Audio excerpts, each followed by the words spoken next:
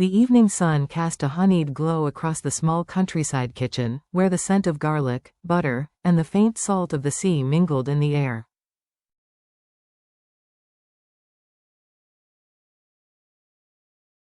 Steam rose in soft ribbons as Diep leaned over the stove, flipping the lobster that sizzled in a pool of golden butter.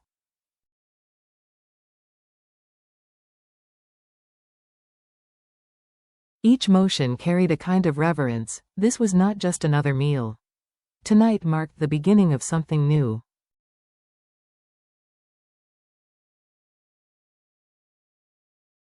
After months of uncertainty, paperwork, and sleepless nights, DJ Enterprises, a company born from both of their dreams, was finally official.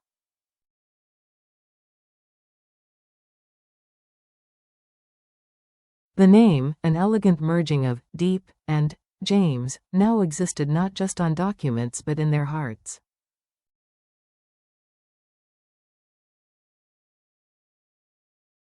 And so, to celebrate, Diep decided to go big: Alaska lobster and king crab, a feast that symbolized the magnitude of what they had built together.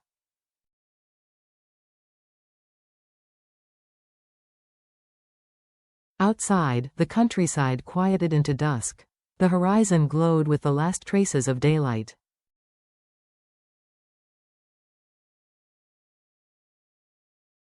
Diep glanced at the clock, her pulse quickened. James had promised to come home early.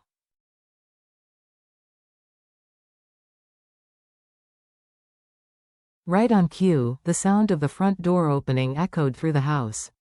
A faint chill of night air swept in before the door clicked shut.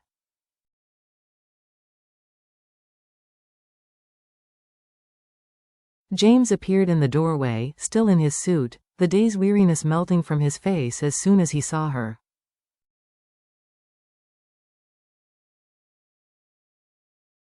"Smells amazing," he said, loosening his tie as he slipped off his shoes and made his way into the kitchen.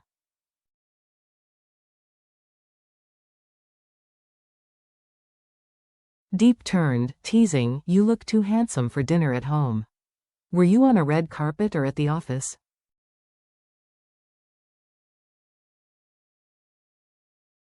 He chuckled, stepping closer. "Tonight deserves it. We're not just having dinner, we're celebrating the birth of something big."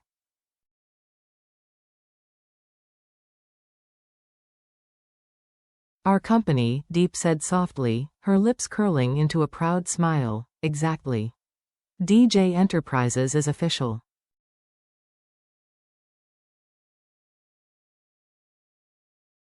"The registration went through this morning." Her hand stilled over the pot, pride swelling quietly inside her chest.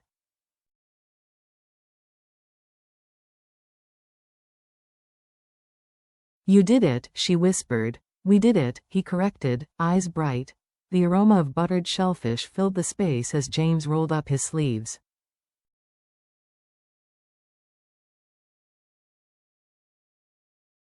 "Let me help," he said, grabbing a knife. "I've been signing documents all day. Cutting crab legs will be a nice change."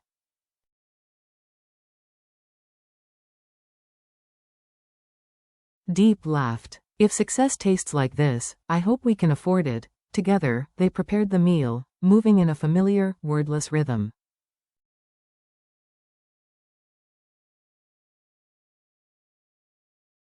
The clatter of utensils mixed with soft laughter and the occasional spark of oil hitting the pan.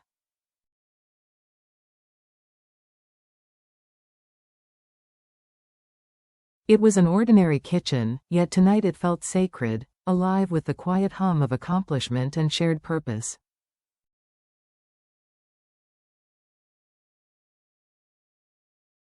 When the table was finally set, it gleamed under the golden light. 2 plates, a bottle of wine, and in the center, bright red lobsters glazed with butter, king crab legs steaming, and a small bowl of garlic noodles.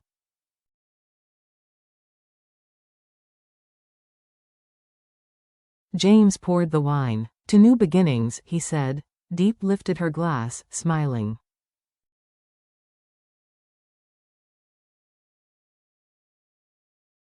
"And to us. May we never forget where we started." they clinked glasses softly. The first sip of chilled white wine cut through the richness of the meal, the cool taste grounding them in the present.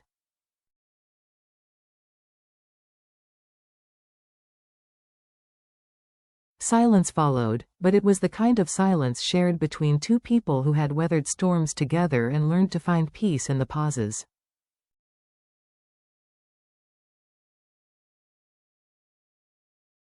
As the night deepened, their conversation turned to the future. "So," James said, leaning back, "we need to think about an office."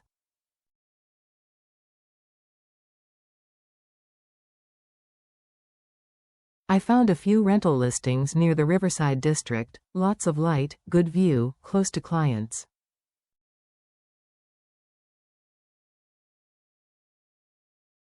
"That sounds perfect," Diep replied. "I'll handle the design. Minimalist, white walls, soft lighting, a few plants."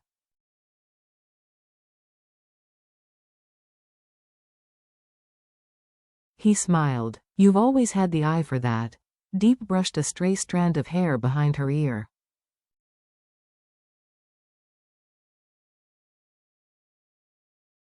"It's funny," she murmured. "A few months ago we were worried about rent. And now we're eating king crab."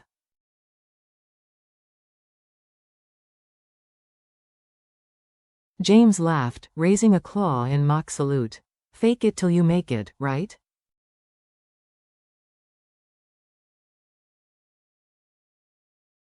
"Right," she said, laughing, her voice soft but steady. The warmth of the food seeped into their bones.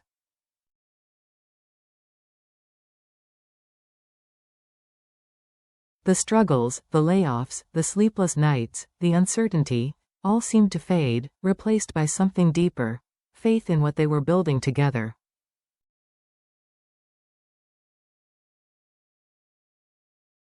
After a pause, Diep looked at him seriously.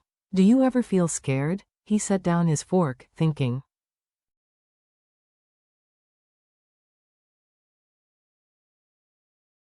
"Every day," he admitted. "But when I look at you, I remember why I started." Her breath caught.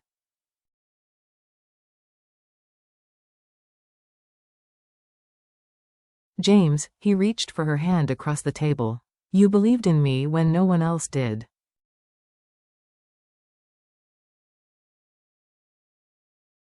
"That's all the courage I need." Her eyes softened. "We'll make it, won't we?" He nodded.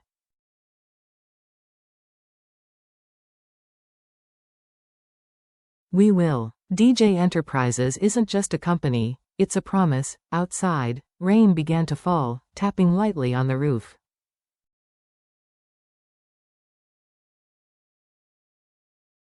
Candlelight flickered between them, reflecting in their eyes like twin constellations.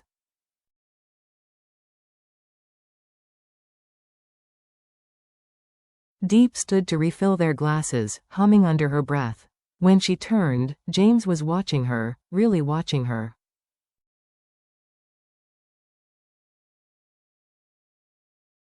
The woman who had once been afraid to dream now stood strong, radiant in the golden glow of her kitchen.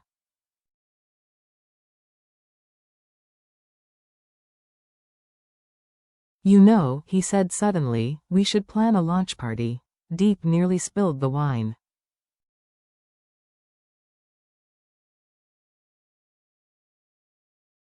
"A party? Already? Why not? Something small, friends, family, maybe a few partners."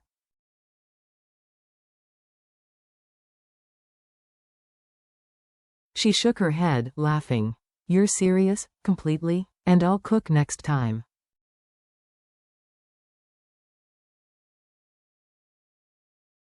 She burst out laughing. "You'll burn the house down before you cook anything. Then I'll order takeout and call it creative catering."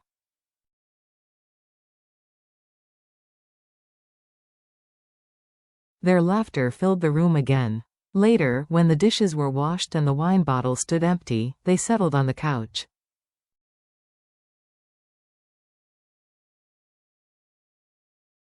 The TV flickered quietly in the background.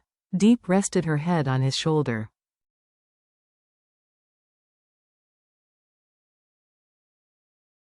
Thank you, she whispered. For what? For coming home early. For believing in me.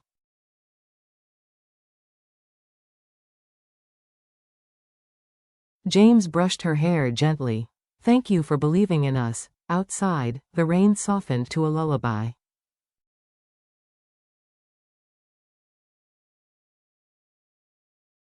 For the first time in a long while, neither of them felt afraid of what came next.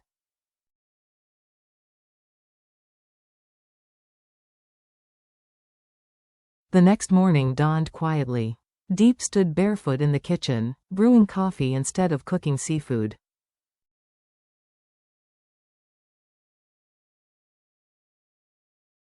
Her movements were unhurried, peaceful. The scent of roasted beans replaced last night's butter and garlic.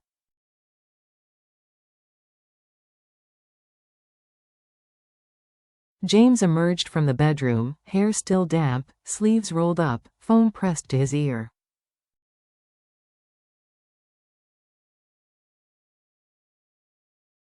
Yes, 10 o'clock. Have the documents ready, he said before hanging up. Early start?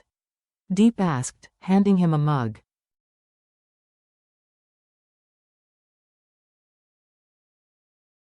Big day, he replied, taking a grateful sip. We're meeting the property agent for the Riverside office.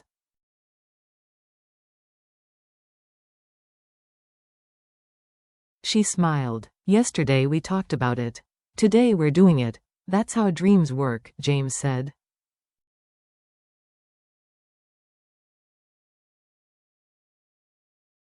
Once you say them out loud, the universe moves things for you. Hours later, they arrived at the Riverside district.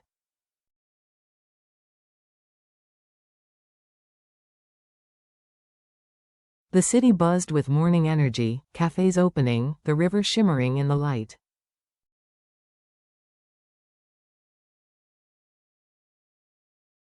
The property agent, a cheerful man in his 40s, greeted them warmly and led them through a marble-floored lobby to the 5th floor.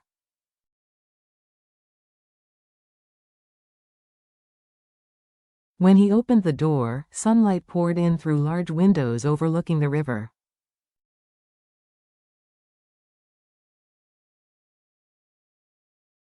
The space was blank, full of promise. It's beautiful, Diep whispered.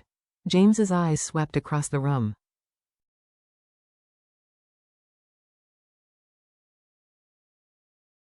Desks there, meeting space here, your design desk by the window, and a coffee station right next to it, Diep added.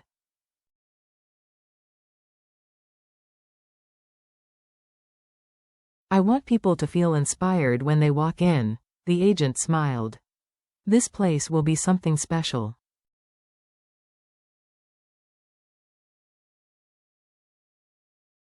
They signed the temporary lease, stepping back into the sunlight with a quiet thrill.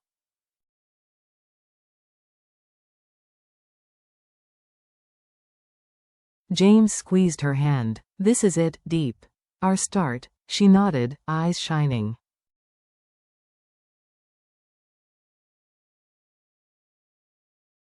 I'll decorate it myself, simple but elegant. Something that feels like us. Just promise me no gold wallpaper.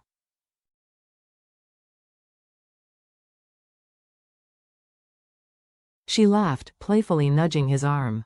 You'll see. You'll love it. As they strolled along the river, a seafood vendor called out, fresh crab and lobster. Just arrived.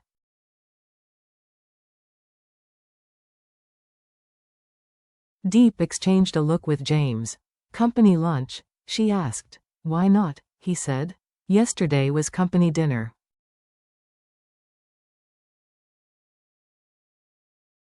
Back home, the air once again filled with the scent of butter and sea. All right, boss, Diep said, tying her hair up.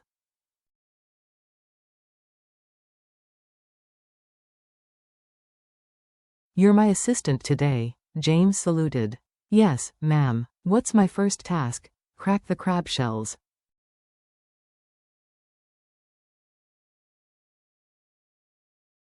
This is not in my CEO job description, he protested, laughing. They fell into rhythm again, shells cracking, butter hissing, laughter echoing.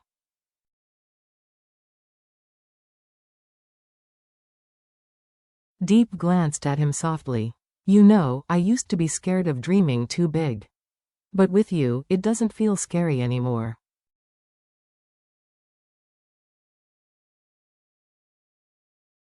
That's because, James said, meeting her gaze, you're not dreaming alone. After lunch, they sat on the porch, plates empty, the afternoon sun casting gold across the fields.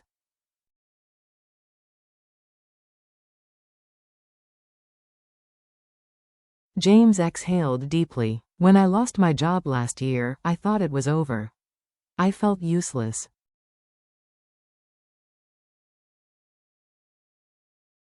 But now, sitting here, I realize every failure led me to this. Diep watched the wind ripple through the trees.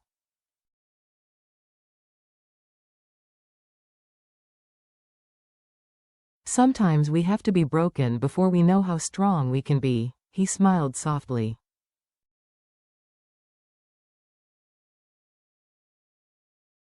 You're my strength, Diep. They sat in companionable silence, watching sunlight dance through the leaves.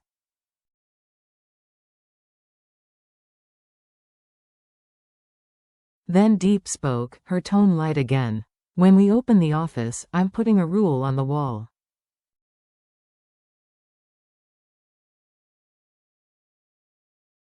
Oh yeah? What rule? No meetings before coffee. James laughed. Fair. Then mine will be no skipping lunch.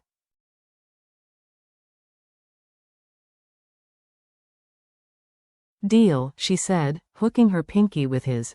That evening, their living room transformed into a creative studio.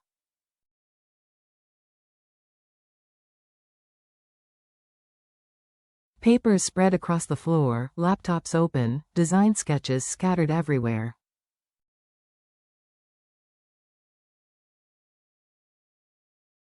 Amid the clutter, there was energy, a sense of momentum. Hey, James said suddenly, what if the D and J in our logo formed a wave? It fits with the Riverside office, movement, flow.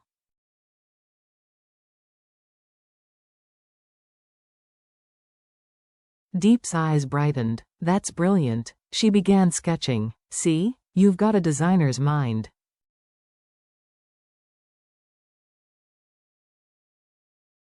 Maybe you're rubbing off on me, he said with a grin. Hours slipped away. The crickets started their nightly song.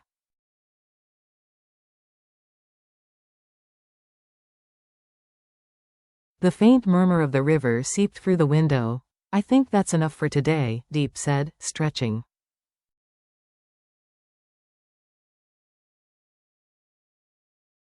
James nodded, closing his laptop. Tomorrow's the real beginning, she smiled. Then let's make it count.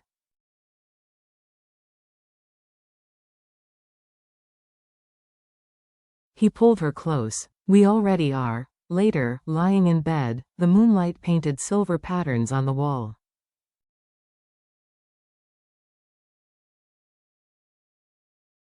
You know what I'll remember most about today? Diep whispered. What? The smell of butter and crab.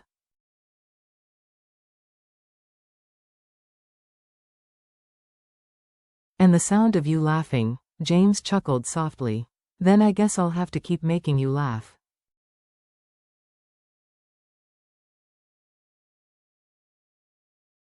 Promise, promise. As sleep overtook them, their breathing fell into sync. Outside, the night hummed softly, the sound of rain, the rhythm of renewal.